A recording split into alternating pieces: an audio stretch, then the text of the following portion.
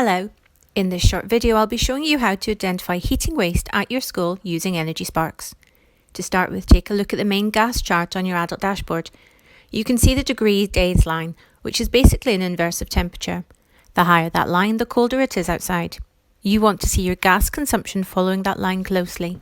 The only place you really want to move away from the line is during holidays, when heating should be set on frost protection only if the school is closed. Then we move to the adult advice pages. First, click on the out of hours gas page. You can immediately see that 70% of the school's gas is used when the school is closed and how much this has cost. This page won't tell you everything you need to know, but does give some useful insights and communication tools, as well as some ideas for activities and actions you can take to tackle heating waste. Move to the Analysis tab. The pie chart is very useful for communicating, but also for getting an idea of where the problem areas are and what the potential scale of heating waste might be. This school, for example, is using a lot of gas during the holiday, but not a huge amount during weekends. More gas is used during school days when the school is closed, which is overnight and early morning, than it is when it's actually open. This might indicate that the heating is on for longer than necessary during school days. Scroll down and this chart shows you the total amount of gas used for a 12-month period, split into days of the week and colour-coded into whether the school was open or closed. For this school, you can see that there's absolutely no gas used on Saturdays. This is quite unusual, but very low gas use on Saturdays is a sign of good frost protection control. The heating is set to only come on when it's cold enough that there is a risk of pipes freezing. School buildings will often hold enough heat for a day or so the heating won't need to come on, but by Sunday the building has cooled down, the frost protection is triggered and heating is required. You can also see that more gas is needed on Monday to get the building back up to temperature, but less and less is needed throughout the week as the building holds on to that heat. It's usually much more energy efficient to heat a school this way than to keep the heating on all weekend. Scroll down a little further and we see a chart that shows gas use throughout the school day. This chart can also be found in the Heating Control Advice page. It shows the total of all gas used during winter school days over the last year, so it gives a good idea of what a normal day of gas consumption looks like, what time the boiler normally starts and stops.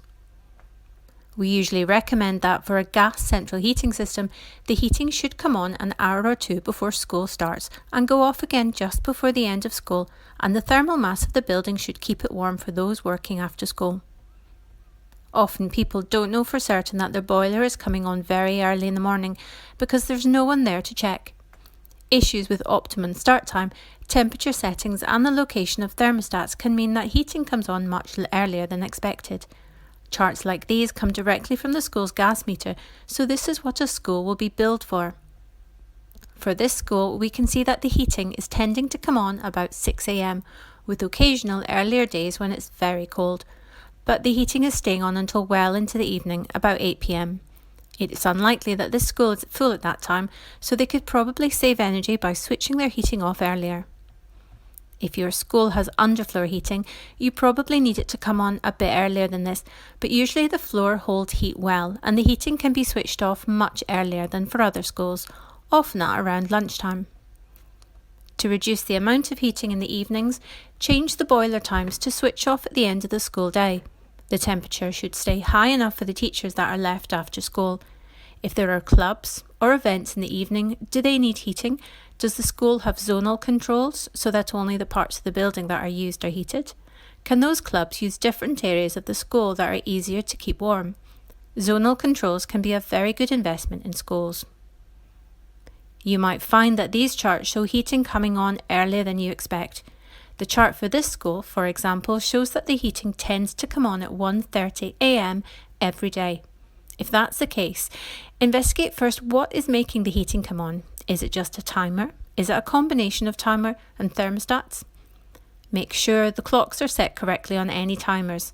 Sometimes power cuts will mean that the clocks on boilers are wrong. Check whether your heating system has optimum start control.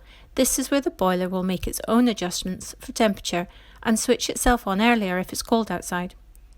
Often this isn't understood well or it doesn't work properly. Check the temperature and location of the main thermostat.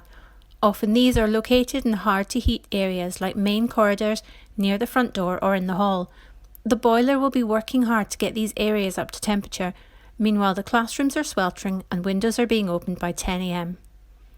If this is the case for your school, first see if you can move the thermostat to an area people spend time in, a classroom or an office, and set the temperature to be appropriate for that area.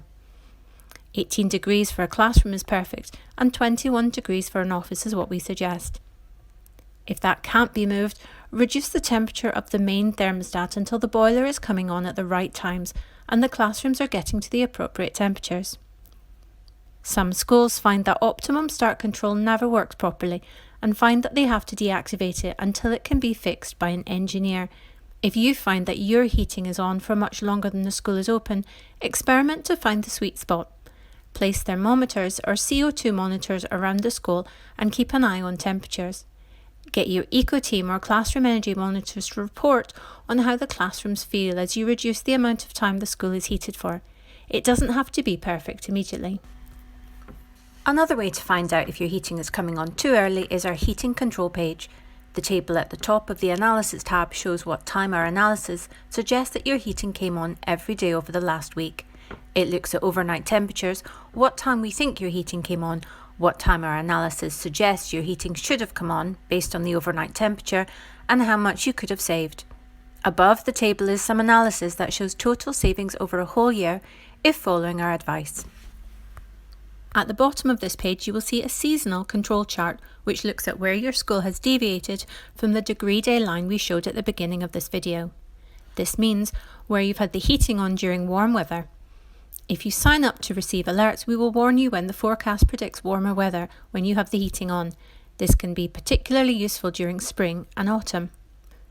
If you would like to get your pupils involved in helping you reduce heating waste, we have some excellent programs for this. Give your heating a lie-in, watch out for heating waste, and Smart Schools stay at 18 degrees C.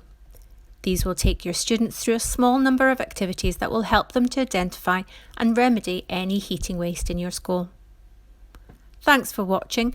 Don't forget to have a look at some of our other YouTube guides to help you make the most of using Energy Sparks at your school. Bye for now.